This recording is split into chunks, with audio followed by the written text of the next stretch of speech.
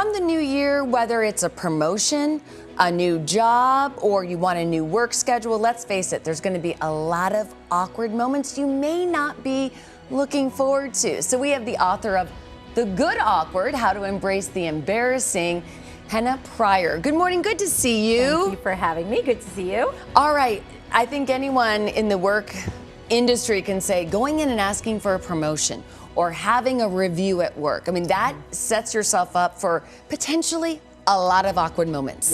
Yes. I think pretty much very few people, I should say, that I work with in the business world would say, I love having these conversations. I really look forward to the challenge. Most people will say, ugh, it's going to be so awkward. I don't know what to say. I don't know what they're going to say. So yes, this is a situation many people use that word. Okay, so before you go into a big meeting or a small meeting with your boss, whomever it may be, how do we prepare ourselves mentally? Yeah, so a little bit of context might be helpful here. So what does it mean to actually feel awkward? Awkwardness is a social emotion, meaning we don't tend to feel it in front of other people. If we're just thinking about what our salary should be or even talking it into the room, but no one is there to hear it, we don't typically feel awkward about that. Awkwardness exists when the person we believe ourselves to be, or our true self, is at odds with the person who we think they see on display. So in that moment, we're thinking, I really want to advocate for this promotion. And they're like, no, I don't think you're ready. In that moment, the person we believe ourselves to be ready for the promotion is kind of at odds with the external reality. They see someone who is not. And in that gap space between these two selves, we experience awkwardness.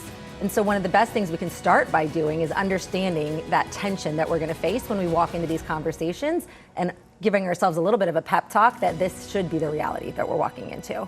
So understand what potentially could happen. Yep. Mentally, what do we do next when that comment or when that decision is made and it's not sitting well? Yeah, so first thing is, again, expectation setting is key. Awkwardness is an emotion that lives inside of uncertainty. So awkwardness exists in really two places: when the two selves are at odds, and also when our expectations go sideways. I brought up this interest in this salary raise. We thought we had all the data, all the tools, all the case studies for why we should get this. And we're told, no, that's not in the cards. Our expectations, whether we realize it or not, were set to that this was going to go a certain way, and then it didn't. So we experience that awkwardness, which throws us off balance. But in those moments, there's a couple things we can do. A is have a couple things of self-talk on the ready that you can say to yourself in those moments, which is something like, I can't always predict how other people are going to react. Or their reaction is not a reflection of who I am, is a statement of fact, right? Have a couple pieces of self-talk on the ready. The second thing is, especially in the context of these types of conversations, don't take anything, any awkwardness, any tension as a personal affront. This is your invitation to ask questions. Oh, tell me more. Oh, interesting. Pivot is what you're saying, because I think a lot of people might take it internally, and I'm probably one of them too. I mean, by that time, you might be fighting back tears. Yeah, because what we often think of as awkwardness can feel in those types of situations as a judgment. Yes. Right? They think I am this, or they don't believe I am that. And rather than internalizing that narrative and then making that feeling of embarrassment or cringe for even asking feel thicker, try to avoid that urge and instead reframe it as an opportunity for curiosity and discussion. What brought you to that conclusion? What were the factors that you're considering that led to that? When you keep it as a conversation, it stays a conversation versus you starting to make it, hey, everyone's staring at me, looking at me, thinking I'm an idiot, which is often not the case. I love that. So pivot, be ready to pivot and put it back on the person that kind of, not their fault, but made you feel awkward.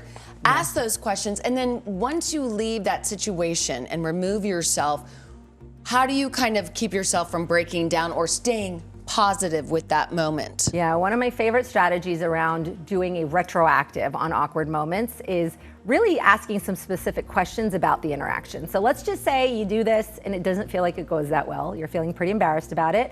I want you to actually ask yourself, what are the stories you're telling yourself about that experience? Are they a contamination story or is it a redemption story? A contamination story is, oh my God, that went so badly. I'm never gonna ask for that again. Essentially, that experience contaminates your future ability to raise your hand or take a risk or ask for what you want. Or can you tell yourself a redemptive story? A redemptive story is something like, you know, it didn't go the way I wanted, but I tried. I asked for what I wanted. That's a new edge for me. I don't normally do that. Can we look for the gift in the garbage? If you can tell yourself a redemption story on purpose, that next at-bat's gonna go a whole lot better.